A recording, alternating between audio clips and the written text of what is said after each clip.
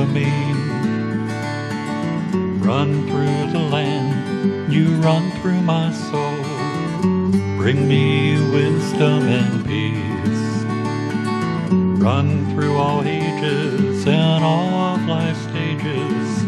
You bring me around to find my release.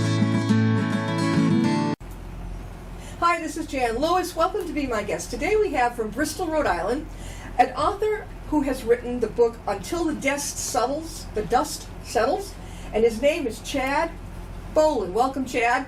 Thank you very much. Now, Until the Dust Settles, first of all, tell us why you chose that title. There's a lot of dust in my life, which refers to a marriage and a divorce and other things prior to my current love, and it's a true story, factual, about my life and how I escaped from reality. Yep. And what I did.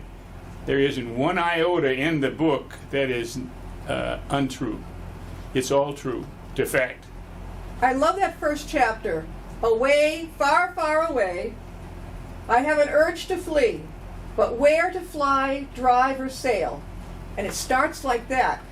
And he has so many different chapters. How many places in all do you think you went when you wrote this book about? I went to 12 countries in South America, including Ushuaia in the southern portion of the world. And then my next novel continues on from there. I'm not talking about it now, but it does continue from there. You got another one. So it is completely not untrue. There's no part of the book that and I've reviewed it many times, that is not factual. It's all factual. How long did it take you to write this?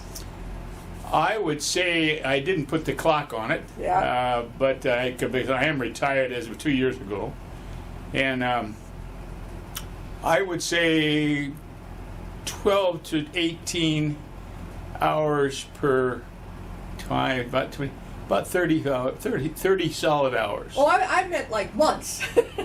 Oh no, ma'am, month and a half tops. Yeah. Tops, because it's factual. Mm-hmm. It was very easy to put to paper. Now, I'm going through the table of contents. Where do we begin? Back to Dubrovnik. Now, was that in Russia? It was, wasn't it? Back to Dubrovnik. Dubrovnik was Yugoslavia. Yugoslavia. Which now is, changed to various Slovenia, other countries. But back to Dubrovnik refers to going back, in my mind, to that area with my first escape mechanism, a lady, which is a very beautiful lady, that was going through a similar situation as I went through, and she agreed to go with me. And the rest is in the book. I like the part, and it must have been very, I don't want to say uncomfortable, when the Russian guy and you were talking, and he called you a capitalist pig, and what did you say to Russian? So what did you call him? I either was socialist or some synonym for. It was a derogatory, and it ensued in fisticuffs between the two of us, who both of us were inebriated, and it was not a pretty, but it was true. Yeah. But it wasn't a pretty chapter. How long ago was that? Oh, that was 19. I have to go back in history. 1950. 1962. Well, we're going way back. Yeah. Oh, yeah. And you remember it clearly. Oh, yeah, vividly. Were you afraid of the guy? It was a traumatic part of my life. I was running away from two children who I put with their grandparents, and running away from a very unfortunate marriage. Beautiful children ensued, but I ran away, and I didn't know what to do with myself. I had enough money, fortunately at the time, to escape. And it is an escape mechanism. That's really what it is for me. You are another jack of all trades. Bowlin Enterprises International. Yes, ma'am. What's that? Bowlin Enterprises is established as an independent contractor in Southern California many years ago, when I didn't care for working for somebody, and my wife calls it independence, quote unquote. And But I decided that I needed to make more money, and I couldn't do it working for somebody. Yeah. So I invested what small funds I had into selling myself to people in the automotive, high-end automotive parts business. The Zebrano wood, Mercedes wood, and various and sundry items that I could make money on to the market who could afford it. Yeah. And there I made enough money, and unfortunately at the time, and I don't want to progress here, but my ex-wife decided that she would take some of that money and escape herself, which she did. And I found out about it, and I wasn't capable of handling it. Psychologically, I freaked out.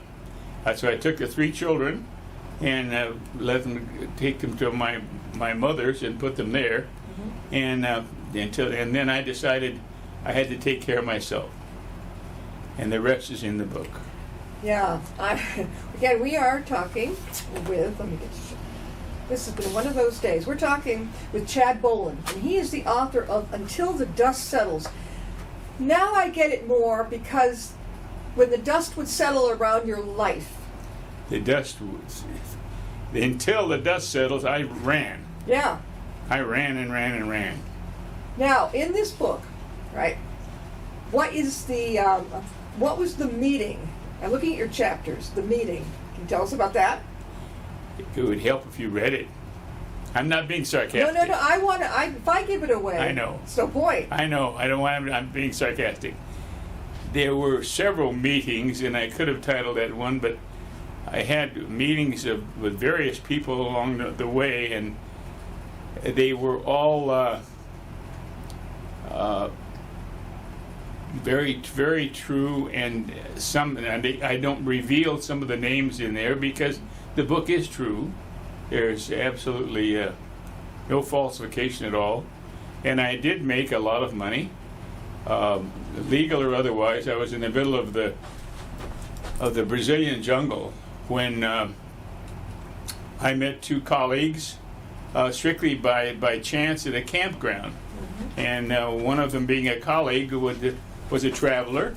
We have that in common. And a lady photographer. As I explained in the book, later on, every time this lady that was with me, the first lady that helped me escape, we found out that I found out that this gentleman was an employee of our government in one factor or the other. He was white, very knowledgeable about places to go, and I tried to follow suit. Yeah. You follow an expert. And I did, and later I found out that he was very legally doing things that I didn't agree with. So the lady I was with at the time, we followed suit and fell our way around the Central American Guaranis in Paraguay. And then from Paraguay, from Asunción, and then south to Buenos Aires, one of the most beautiful cities in the world, as I explained. And I don't know, from there on, it's chapter 12.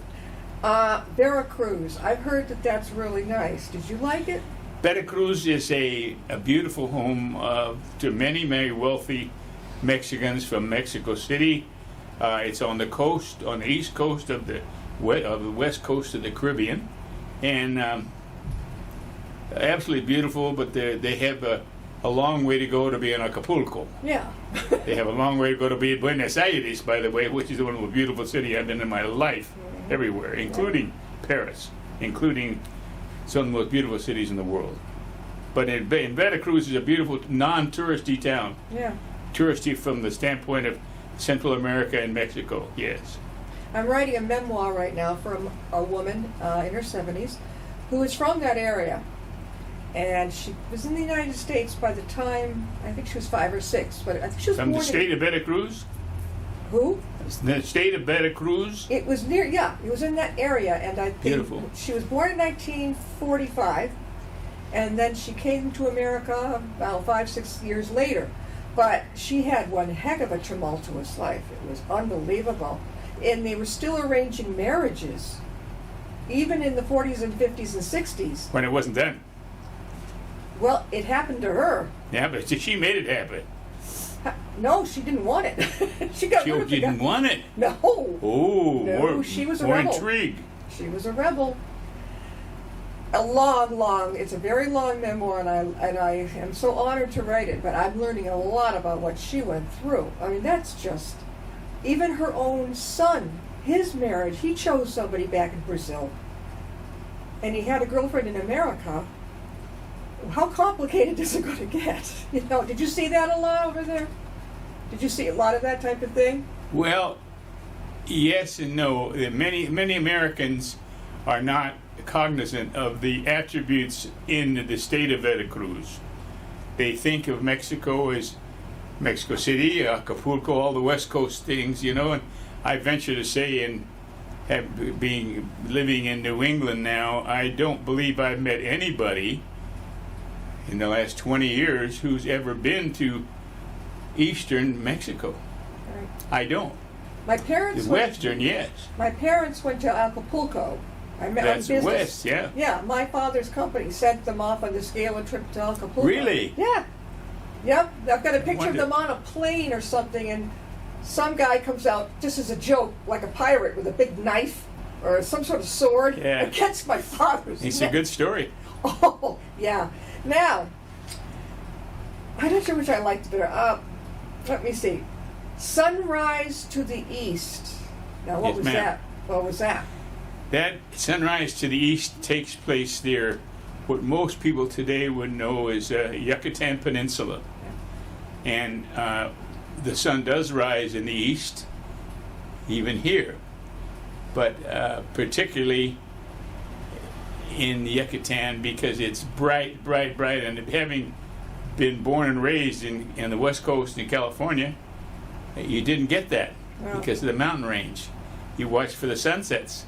So the sunrise to the east was an ethereal thing with my lady friend at the time, and both of us enjoyed it. We were caught up in the spirit, even while I was running, even while I was in contact with a couple of the travelers, as I mentioned earlier.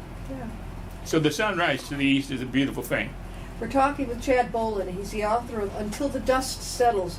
You can find a copy of this downstairs at the Upton Library on the dedicated author's wall. And how else can they get your book? The question, please.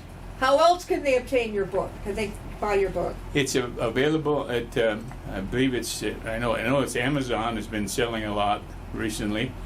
Some major book chains have been carrying it, and I hope a lot more. Right. I know that in Worcester, I don't know if you read about it, but in Worcester, we've just lost a Barnes & Noble.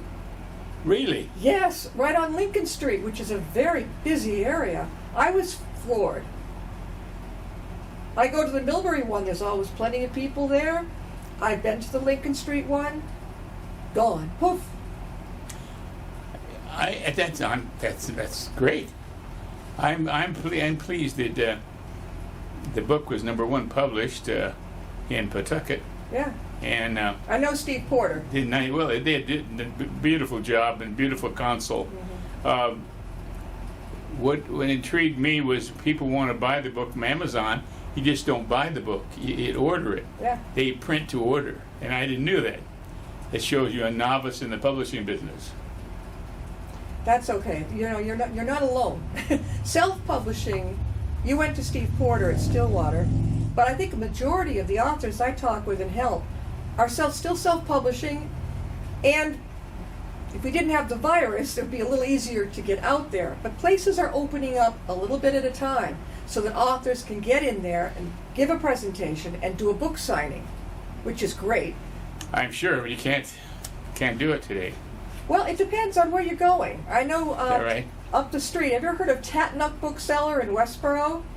Tatnuck? Yeah, I've heard that. Yeah. They're very popular, and I don't know if there's back. I send a lot of my authors up there to go speak, and when the time is good, they have a great time. Oh, I'm sure. They do. I All right. wrote my first novel many years ago, in the late '90s. I wrote when we had a book signing in my home in Laguna Beach, California, Yeah. and we sold thousands of novels. Yeah. What And- brought you here to Rhode Island from? My beautiful wife. Oh, okay. She and I met, ironically, after my sojourns and Yeah. after this book. We met together with a group of travel agents in Peru. and I fell in love within a month. Oh. I chased her for 2 years. 2 years? 2 years it took to get her.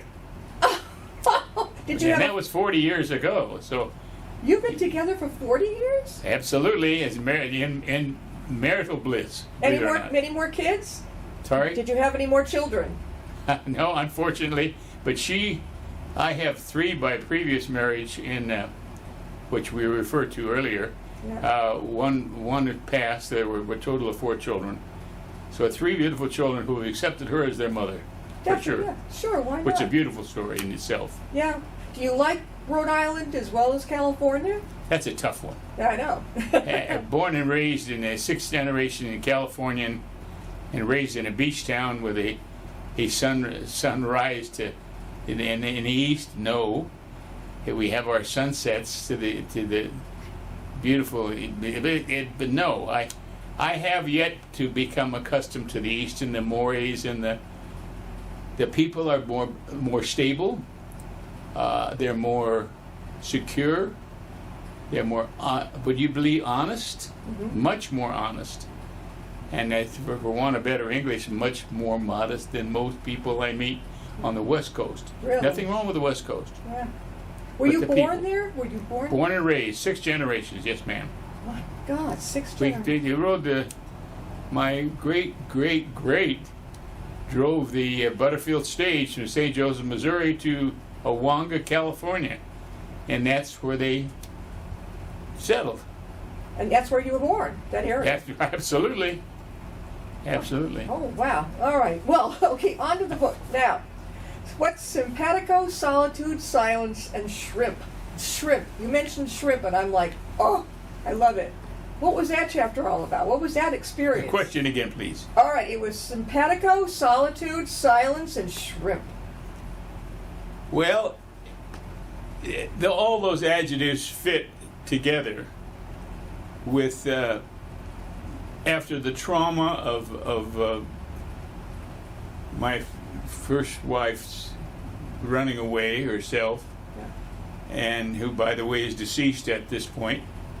I planned the book to be released, but after she passed of illness, Yeah. so there's no indiscretion at all implied. But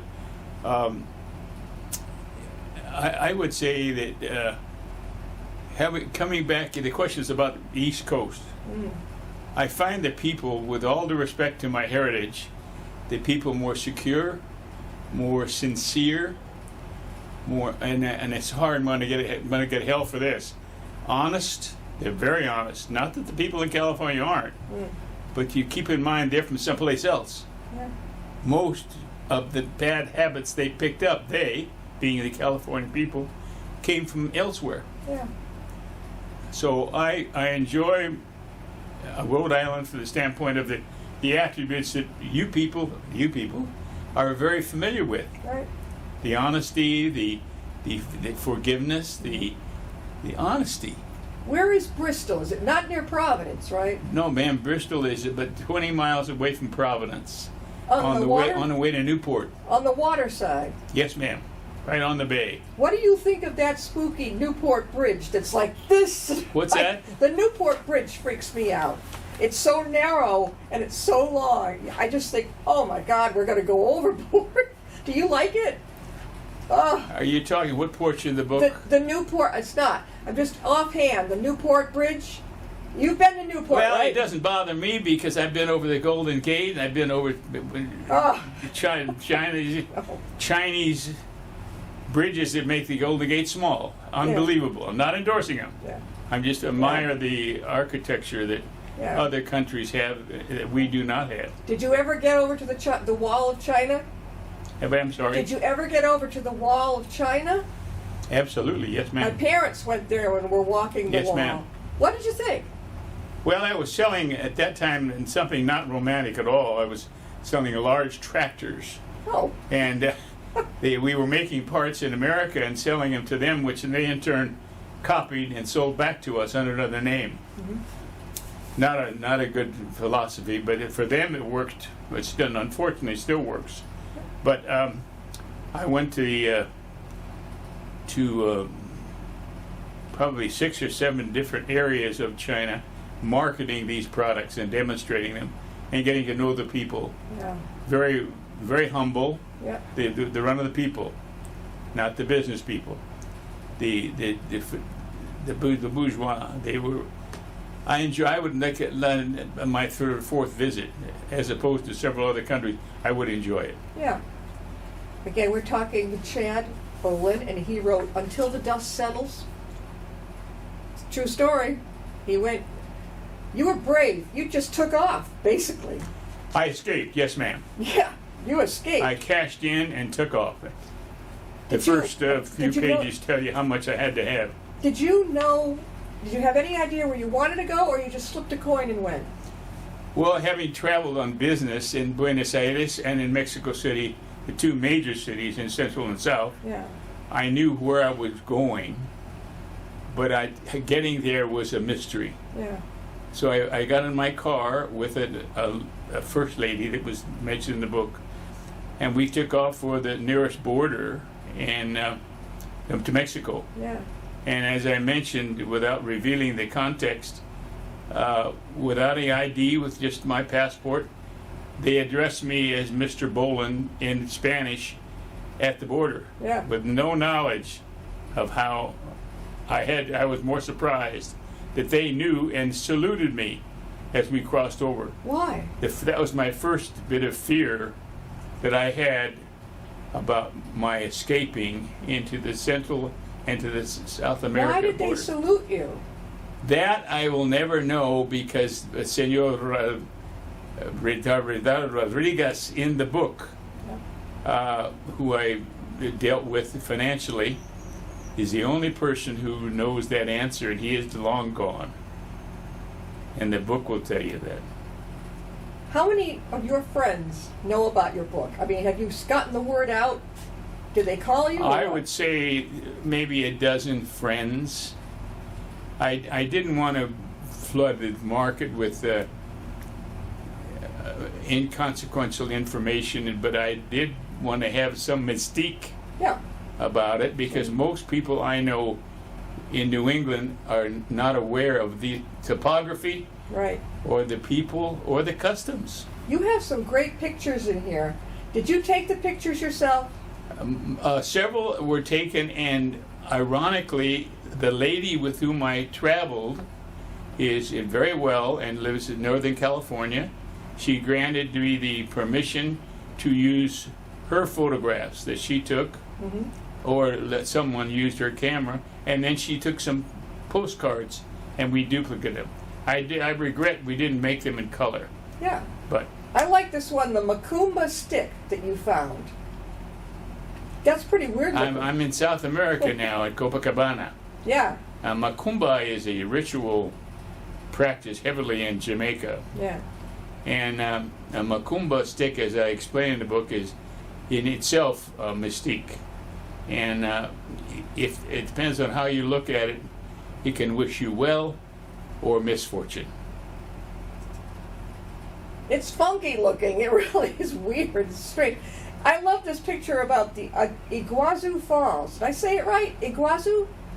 Iguazu. Iguazu Falls. Iguazu. Yeah. It is the most beautiful waterfall I have ever seen in my life, then or since or before. Even better than Niagara? Oh, absolutely, absolutely. All right. Not better from the standpoint of overall beauty.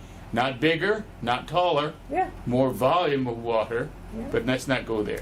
You have a couple of photos of it. I mean, it's really great. It is absolutely. You could stand on the Boca del Diablo, which Yeah. is the mouth of the devil, the main fall, and you know you're not going to make it back. You just know that, Yeah. because there's a small rail is moving. The Brazilians in this particular area aren't the best artisans in manufacturing, and so we were at several occasions where this lady and I thought we weren't going to make it. You didn't think so?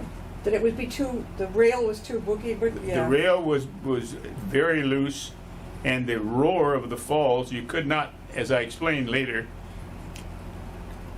it's silent laughter. Yeah. You cannot hear anybody Yeah. because of the roar. It goes for miles. Who took the picture of Rio de Janeiro? It's beautiful. Who took that one? Like, look, where were you looking down? Where were you? Way up in a building area? Or? Yes, ma'am. Yes, ma'am. Mind you, I'm still escaping. Oh, yeah. I have been financed quite well, as I explained in Yugoslavia time. So the money has been allocated to me, and I have spent it as wisely as I could at the time. Mm-hmm. So I was well financed.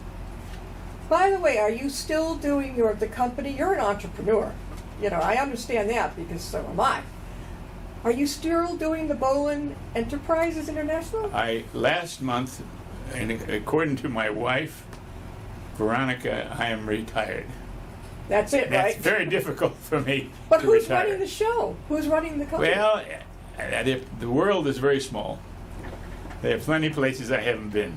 Uh-huh. I've been to the North Pole and to the very ends of the world at Ushuaia, Argentina. I've been I cannot say I've been around the world. Unfortunately, I missed a war going on, and I didn't make it around the world. Were you in the service at all? Absolutely, ma'am. Whoa, what branch? I was on the submarine in Korean War. Oh. I was, what do they call, today they call it the SEALs, and at that time it was called underwater demolition. Yeah. They changed the SEALs in 1963. So yes, ma'am, I was definitely in a war zone.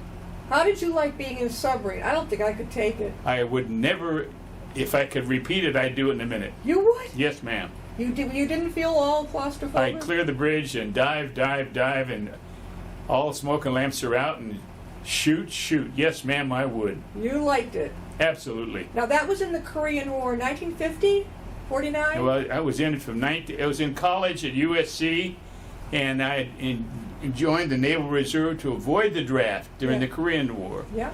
And with all due respect, the bastards, God bless America, they activated the reserve, and they said, "You're going to be in the Navy." I said, "Well, I don't want to be in the Navy." He said, "You are, whether you like it or not." That was it. Then, no, ma'am. And then I said, "Well, what's the biggest racket I can be into?" I had nothing to lose. Yeah. I'm 19 years old and can shoot a bird on the wing, I thought. And then they said, if you qualify for submarines, you can go to submarine school in New London, Connecticut. That was my first venture east of Mississippi. And you liked it. Oh, but the reason I liked it was the challenge. The people were, and I'm not putting myself in my colleagues' categories, whom I lost quite a few people, good friends of mine before the invasion of Busan Harbor, but these people were good folks. Not that I'm putting myself in their category, but they're well screened and well qualified to be qualified for submarines and qualified for underwater demolition and for SEAL duty.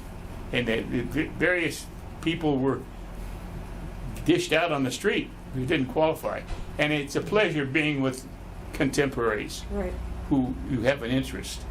And I really missed leaving the service. But I left the service solely for the young lady Yep. who was the precursor to me leaving on this trip. Thank you for your service. Thank you for your service. We're My going to have pleasure. to roll it up now. Again, we've been talking with Chad Bowlin, Until the Dust Settles. It's a memoir, and it, really, read it. You can order it online on Amazon, right? And you can come down to the Upton Library. If you're out of state, well, make the trip. But anyway, or get on Amazon.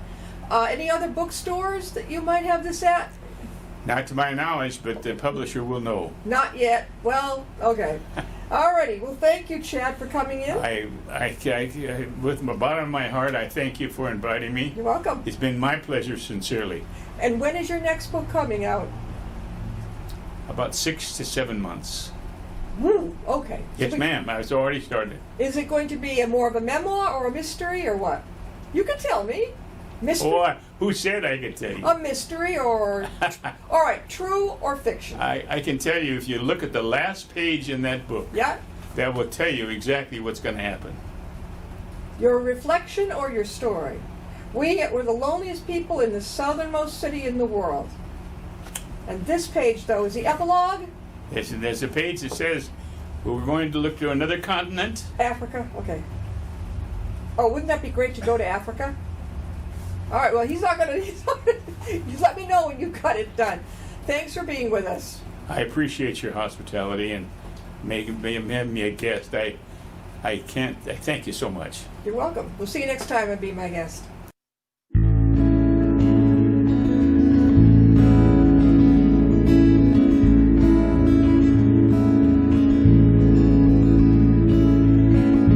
Riding on a shooting star,